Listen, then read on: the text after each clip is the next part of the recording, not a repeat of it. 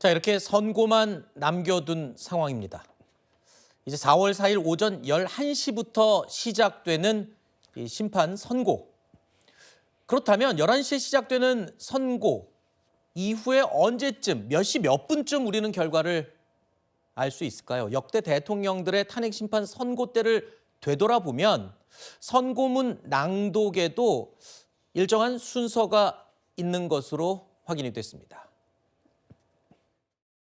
결론, 이 심판 청구는 법정 의견 이외에 탄핵 결정에 필요한 재판관의 정족 수에 이르지 못하였으므로 이를 기각하기로 하여 주문과 같이 결정한다. 주문, 이 사건 심판 청구를 기각한다.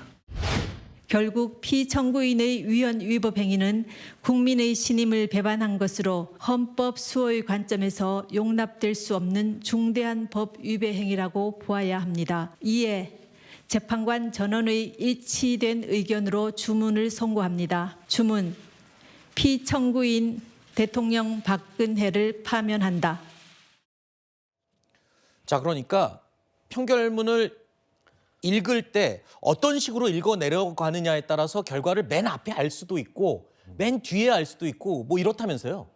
그러니까 그게 무슨 어디 법으로 정해놓은 건 아닌데 네. 그동안에 이제 관례를 보면 만장일치일 때는 전원일치일 때는 주문을 맨 마지막에 읽는다는 거죠. 네. 그런데 그렇지 않을 경우에는 맨 처음에 주문 이제 메인 스테이트먼트의 결론이거든요. 네. 그럴 때 이제 맨 처음에 읽는다는 겁니다. 네. 제 생각에는 아마도 이게 이제 전원일치가 안 됐을 경우에는 뭐 인용 의견도 소개해야 되고 기각 의견, 각하 의견 소개해야 되기 때문에 네. 듣는 사람들이 도대체 뭔지 굉장히 이제 혼선을 가져올 수 있을 겁니다. 그렇죠. 그러니까 그걸 방지하기 위해서 처음에 결론을 딱 얘기를 하는 것이고 네. 그렇지 않을 경우에는 이제 일치된 의견이기 때문에 이유를 쭉 설명해도 대충 이제 이해를 하거든요. 네. 그러다가 마지막에 이제 결론을 얘기하는 아마 그런 것일 텐데 이번에도 그래서 만약에 만장일치라면은 맨 앞에 얘기를 안 할 것이고 맨 네. 뒤에 할 것이고 근데 만장일치가 아니다 그러면 주문을 맨 처음에 이제 얘기를 하겠죠. 네. 그렇다면은 지금 이제 그 일반적인 해석은 만장일치가 안 된 것 같다라고 하니까 아마도 11시 시작하자마자 주문이 곧바로 이제 읽혀질 가능성이 있는 것 같은데 네. 물론 이게 이제 딱 정해놓은 게 아니기 때문에 네. 그때그때 다를 수 있고 네. 가봐야 알 것 같습니다. 심지어 박근혜 전 대통령 탄핵 심판 때는 결론이 난 시점을 분단위까지 적어뒀었잖아요. 굉장히 이례적이었다고 해요. 그리고 그때를 떠올려 보면 네. 박근혜 대통령의 탄핵 선고문을 처음에 들었을 때는 이거 기각되는 분위기 아니야 이렇게 느껴졌었거든요. 근데 그런 이유가 뭐냐면은 박근혜 대통령도 그랬고 노무현 대통령도 그랬고 탄핵 사유가 여러 가지가 포함되어 있습니다. 네. 노무현 전 대통령 같은 경우는 뭐 경제 실패, 뭐 측근 관리, 측근 비리 이런 것들도 들어가 있었거든요.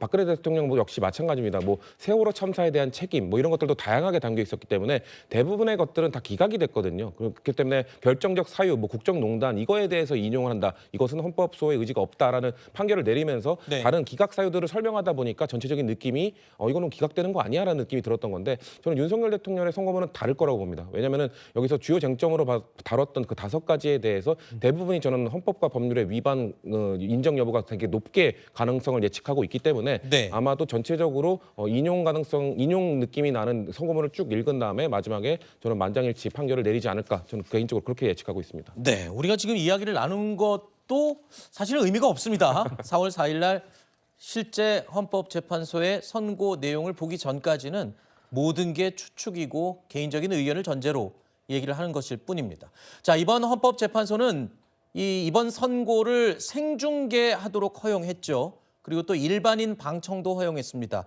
하지만 보고 싶은 사람이 다 모두 볼 수 있는 건 아니었죠. 20석 정도만 일반 방청석으로 공개가 됐는데 온라인 신청을 어제 받았습니다. 그런데 무려 9만 명 가까이 이 홈페이지에 신청하느라고 몰렸습니다. 자, 역대 최고의 경쟁률을 기록할 것으로 예상이 되는데 무엇보다 또 관심 있는 부분이 이거였습니다. 윤석열 대통령이 과연 선고일에 출석을 할 것이냐. 근데 아직까지 결정은 안 됐는데 일부 보도에서는 출석 안 할 것 같다 뭐 이런 얘기도 들려요. 이 출석 여부가 또 관심을 끄는 이유가 뭔가요? 아무래도 윤석열 대통령 같은 경우에 과거에 노무현 박근혜 전 대통령과는 달리 네. 탄핵 심판 과정에 있어서 본인이 직접 출석을 했고 적극적인 모습을 보였기 때문에 네. 이러한 선고 과정에 있어서도 출석하지 않을까라는 이야기들이 나오는 것으로 보입니다. 다만 저는 개인적으로 생각하기에는 윤 대통령의 출석은 좀 가능성이 낮지 않을까라고 어허. 생각을 합니다.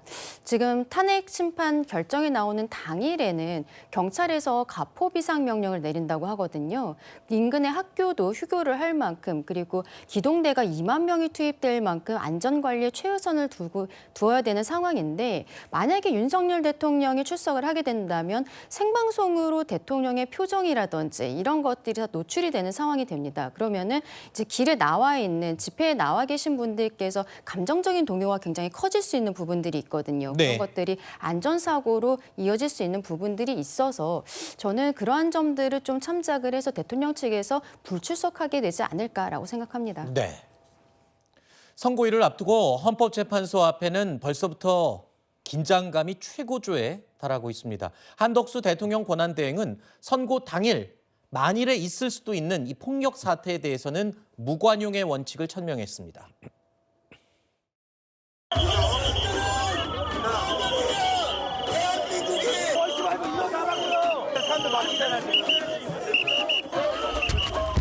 집회 시위에 참여하시는 국민들께서는 평화롭게 의사를 표현해 주시기를 간곡히 요청드립니다. 정부는 그 어떤 불법적이거나 폭력적인 행위도 결단코 용납하지 않겠습니다.